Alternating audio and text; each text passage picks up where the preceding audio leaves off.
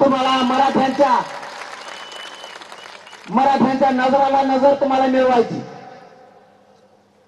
मराठ्यांच्या दारातून तुम्हाला जायचं, मराठ्यांच्या हातानं आपल्याला एकमेकाला पाणी प्यायचं.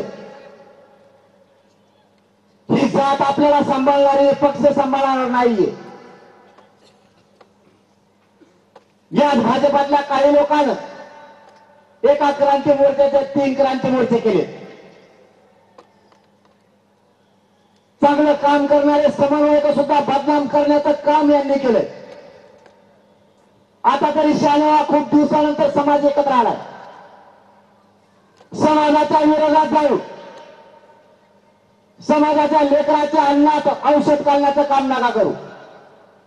तुम्हाला काही नाही करता आलं तर करू नका, घरी झोपून राहा, पण समाजाच्या लेकराच्या भविष्याच्या आड येऊ नका. या समाजाची तंत्र जाणार. हा मराठा समाज कष्ट करून लेकर शिकवतोय. या मराठा समाजानं कधी पावसाचा वाऱ्याचा विचार नाही केला. गुडघ्याच्या चिखलात शेतात काम केलं आपल्या मायबाप समाजानं.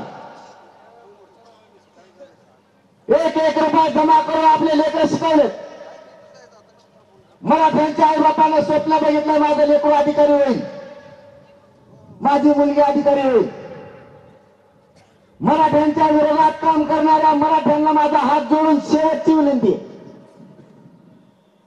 या मायबाप मराठ्यांच्या कष्टाची जाण ठेवा.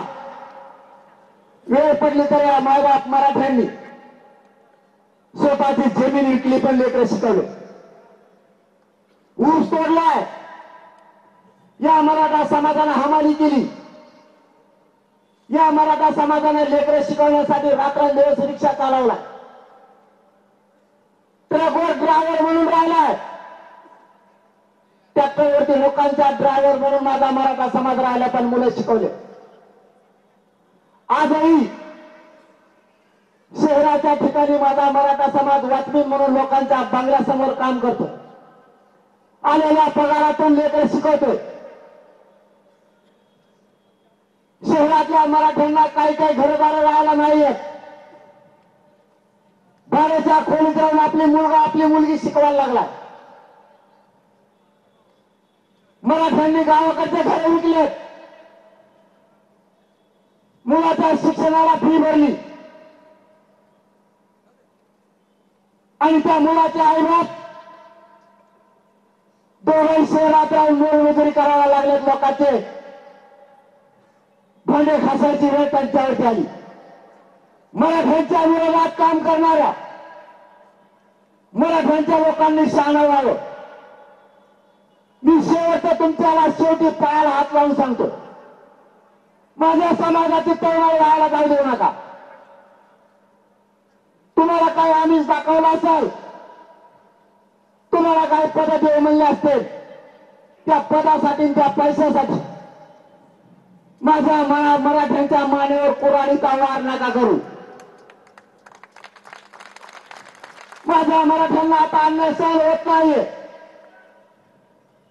1% हुकलेल्या लेकराचं रडणं तो बघत नाहीये. 1% हुकलेल्या लेकराची काय परिस्थिती होती त्या बापाला आणि त्या विद्यार्थ्यांना विचारा. नका रे माझ्या मराठ्यांच्या विरोधात जाऊ. माझ्या मराठ्यांनी खूप लोकांना सांभाळलंय आणि ज्यांना माझ्या मराठ्यांनी सांभाळलंय ते बेमान झालेत माझ्या मराठ्यांशी. तुम्ही आमच्या रक्तामासाचे, माझ्या मराठ्यांचे बेमान नका हो. या देवेंद्र फडणवीस यांच्या माध्यमातून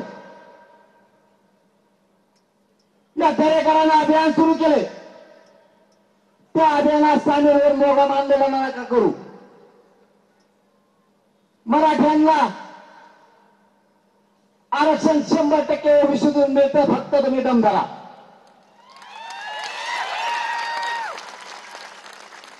मुंबई जाऊन तुम्हाला जॉब विचारण्याची काही गरज नाही. तुम्हाला यात्रा काढायची सुद्धा काही गरज नाही. मराठ्यात दम आहे प्रत्येकाला जाब विचारण्याची. जर मराठ्यांनी ठरवलं यांना जाब विचारायचा. तर हा करोडो मराठा समाज मुंबईला जाऊन यांच्या घरात घुसून गचुऱ्याला धरून यांना जाब विचारण्याचे ताकद मराठा. तुम्ही फक्त बाकीचे दम धरा, बुळबुळ करू नका.